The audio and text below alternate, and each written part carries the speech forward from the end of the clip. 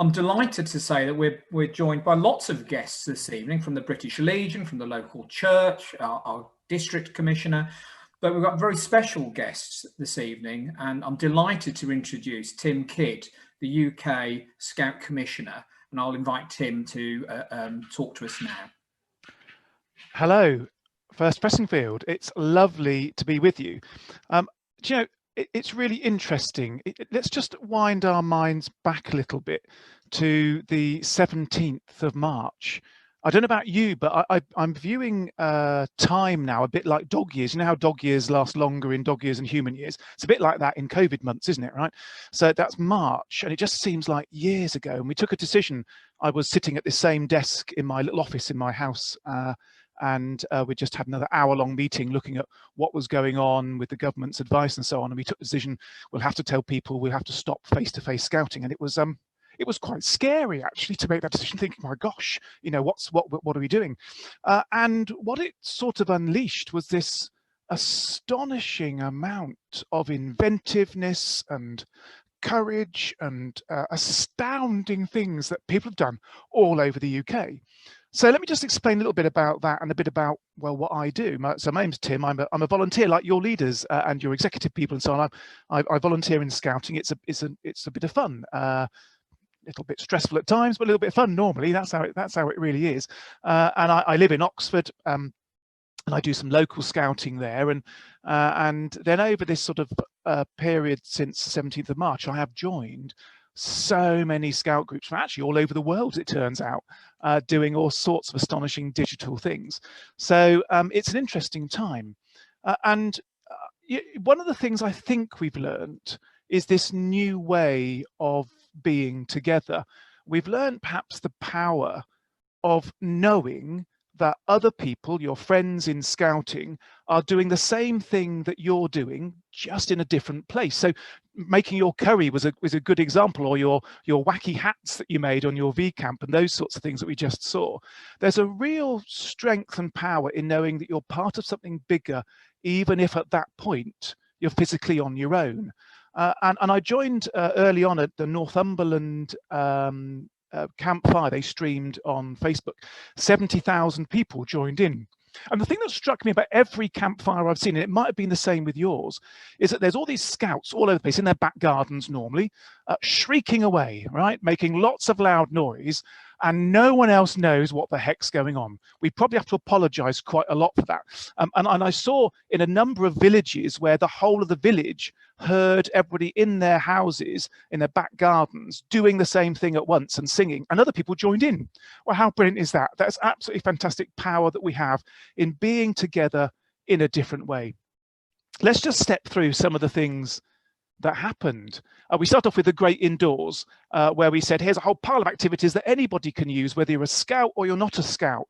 We had over 500,000 families that joined in and used those activities. How brilliant is that?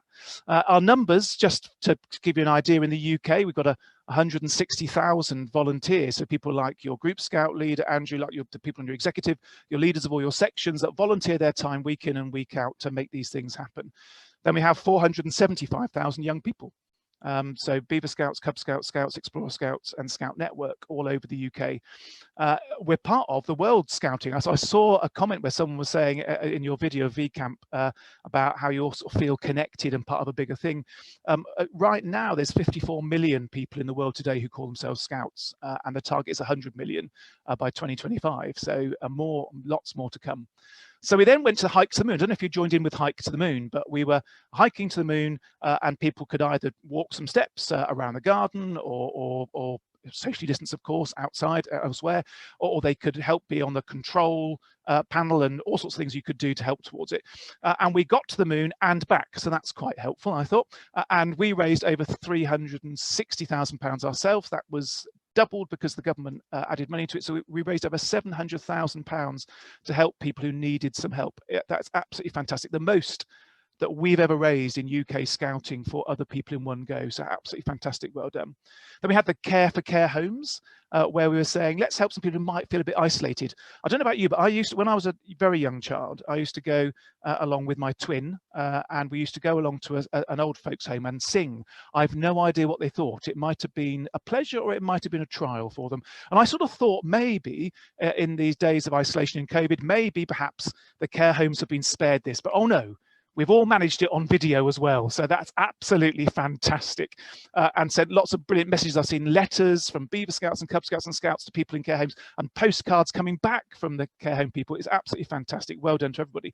We then looked at three things to do to make us feel better. And we did that on social media, and I learned a lot. So I've done a number of things since we started lockdown. Most days I've chosen someone at random in my phone and I phoned them up. Now, I've no idea whether they wanted to be phoned up or not, but it's made me feel better. I've had chats with all sorts of people, and it's been really good. And people have been sharing the things that they do to make sure they feel good, that they centre themselves and feel some sense of normality in these unusual times. And then we had the Great Indoors Weekender a few weeks ago. 120,000 young people joined in that camp from over 44 countries. Absolutely brilliant. And we've seen the power of the never give up spirit of scouting, the power of helping other people, the power of making the best of what you've got and doing the best that you can.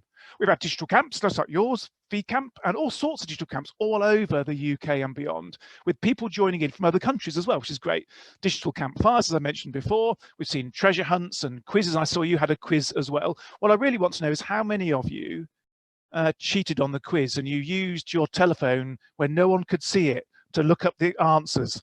Skip is saying no one did that because he trusts you all, and that's absolutely brilliant. So it's been absolutely a fantastic time. And one thing I would say to you all is, if nothing else, what have we learned? What have we learned from all this? We've learned that things can be different. We've learned that there are some things that we can do differently that are better than the things we did before.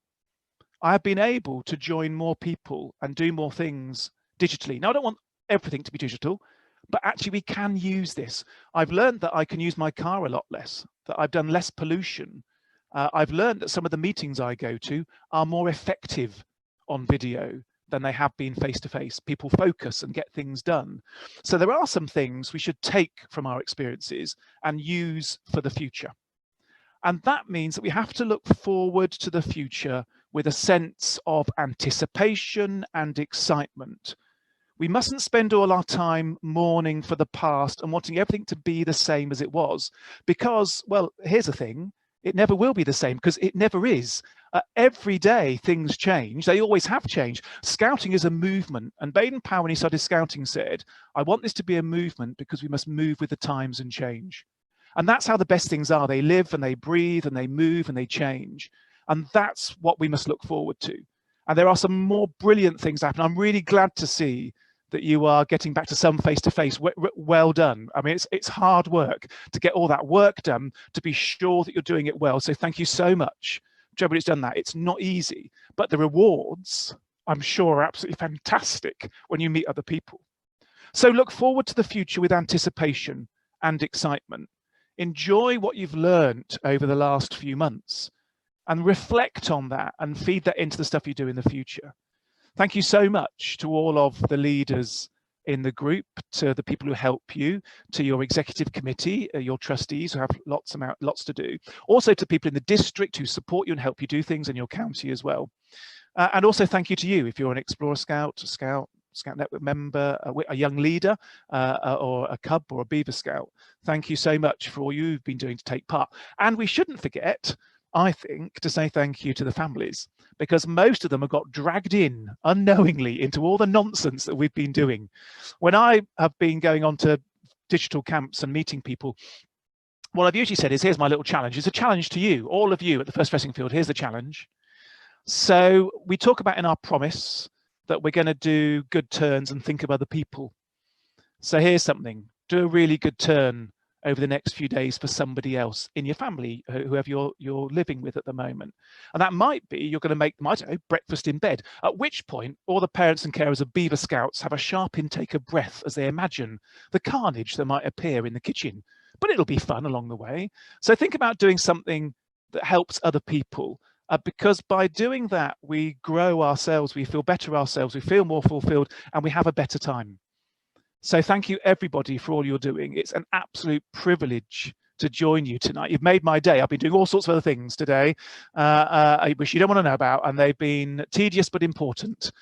And this evening was like a little shining light for me, where we can celebrate all the things that you've done and look forward to the future with a glad heart.